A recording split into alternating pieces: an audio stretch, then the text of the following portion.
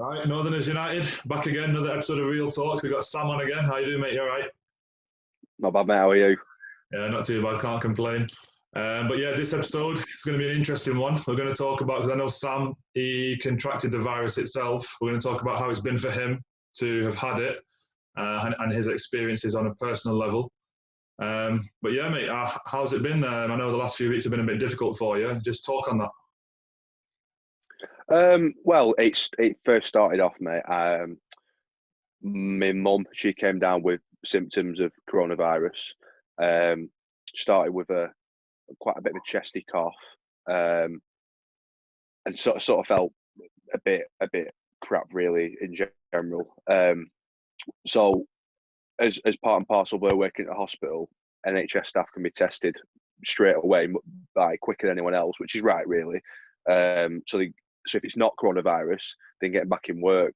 So if it is coronavirus, then they can stay away from work. So I was self-isolating from work because mum showed symptoms, and then she had the test, and it came back about 3 days later, and she had tested positive for coronavirus. It's quite a scary thought at first, the whole news going on, and then your own mum testing positive. It's a bit like, oh, what's going on here? But she's obviously one of the lucky ones that it didn't really affect her too much. Obviously, her temperature rose to like 38 something, so her temperature was quite high, and it was a few days of her temperature being quite high, not feeling great. And then a few days after that, it probably lasted all in all about 10 days from the first time she showed symptoms to it being out of her body, really, because she was told by the experts at the hospital that as soon as you don't show symptoms for it, that your temperature goes down. As soon as you don't show your temperature goes down, that you're not contagious. So it's been down for 48 hours and you're not contagious. So she could leave her bedroom, if you know what I mean. Yeah. So she was in the room basically for 10 days, and she was driving her crazy. It was horrible. And so we were self-isolating, but obviously we could go out for our exercise and stuff like that and do stuff around the house.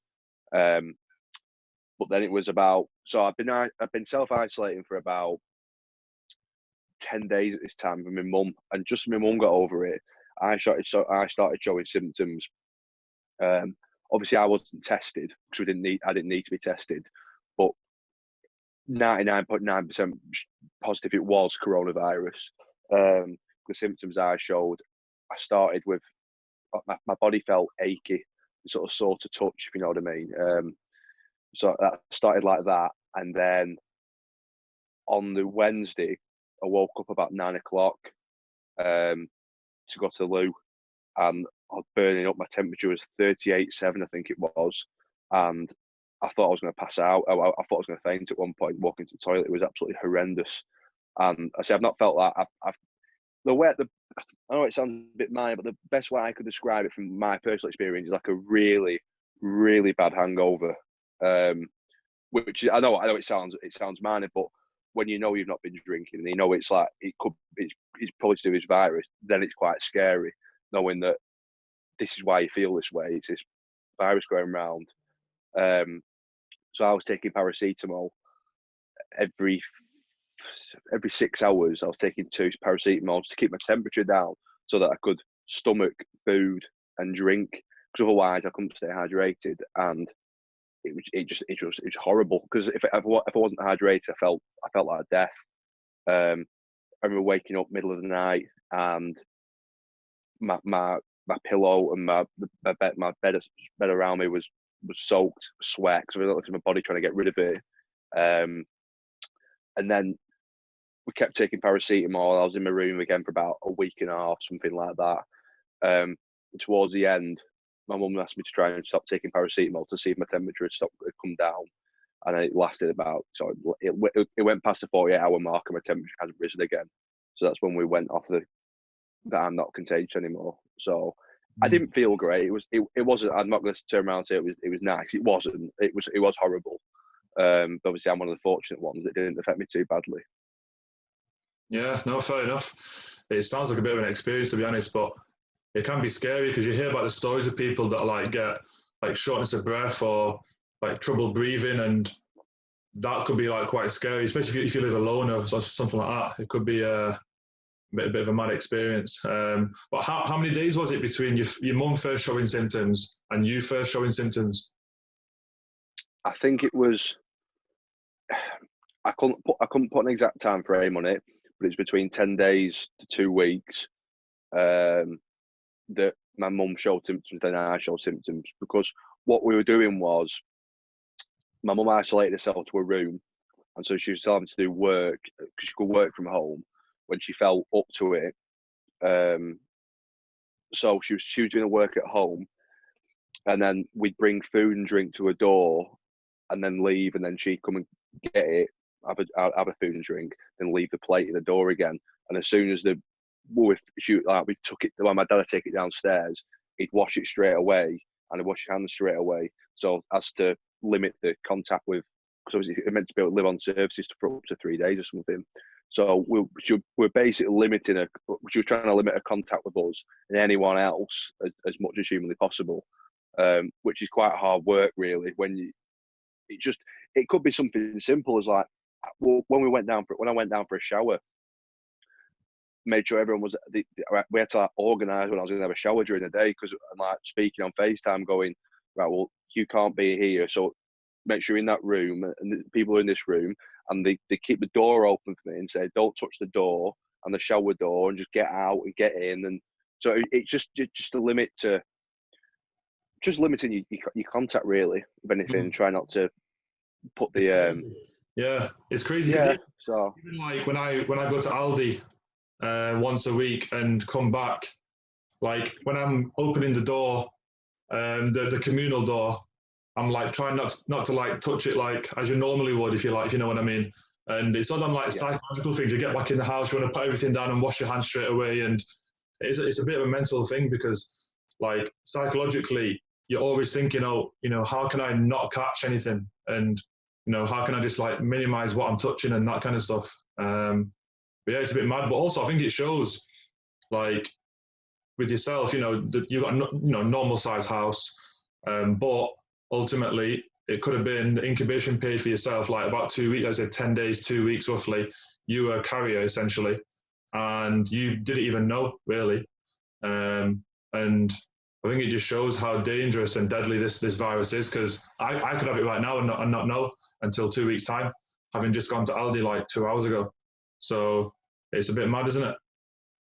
It is, mate. Yeah, that's exactly right. It's because you've seen stories on the internet that people aren't showing symptoms. And I know myself, being a Liverpool fan, I've seen about Sir Kenny Dalglish had been into hospital being checked for something else, and then they were testing whilst he was there, and he tested positive, but he wasn't showing any symptoms to it whatsoever. So my point is that you don't have to show symptoms to have it, and it just goes to show how easy it is to pass on. Because I didn't see my mum for 10 days, even though I was 30 foot away from her in a different room. I didn't see her, so it just shows that someone she might have touched something that someone else touched, and then I touched it as well, and it just goes to show how easy it is to spread. And when you think, oh well, it don't really matter. Well, for me, luckily I didn't have any shortness of breath, anything like that. I was all right after obviously a week or 10 days. I was fine. But some people, like what we're recording now, is 850 plus deaths a day, and so some people can't get over it. That's the reality of it. So it's not always that simple. So I just think people need to just take it seriously. Don't be selfish about things, and just have a bit of common sense, common decency when you're going out and about and doing things. Yeah, 100%. And I think it shows as well, like social distancing. We're lucky in a way where we can social distance because of the nature of the accommodation in which we live. But some people around the world, like social distancing is a myth. Like you've got 5 people in like a few meters squares, and it's just not possible. You hear about in New York as well. You've got all the apartment buildings and all that, obviously closely cramped together, and you've got India, you've got Brazil in the favelas. it is. I think we are lucky that we are able to even social distance in the first place, to limit the spread. But yeah, the numbers are crazy here. Any final thoughts on the situation in the UK as a whole? The only thing I'd say, mate, is it does. And one thing I will say as well is my girlfriend, one of her close friends, she had a baby a few months back. Must be about 4 or 5 months old now, and she came up with a temperature. This little 5-month-old little girl, and she tested positive for it. So it's one of these viruses that it doesn't. I know it sounds a bit cliche to say, it doesn't discriminate. Anyone can get it, and it just luckily she's managed to fight it off now, so she's okay. But here every single day, just people need to be a bit more conscientious about it, and just to have a think, because it might not like it's been okay for me and my mum. We've got over it now, but there's a lot of people who it's not. So I just say, stay safe, stay home, and just use your common sense. Really, that's all I'd say, mate. Fair point. Yeah, no, so it's a good way to end on it, because that is the strongest message. Anyone can get it. It doesn't discriminate, and you don't know if you've got something that's underlying within yourself. So why take the risk, and why risk another family members as well? So yeah, we'll leave it there, guys. No Village United, another episode done. Real talk. Like, comment, subscribe. You know the drill. We'll see you next time. Sam, in a bit. Take care. Cheers, mate. Thank you.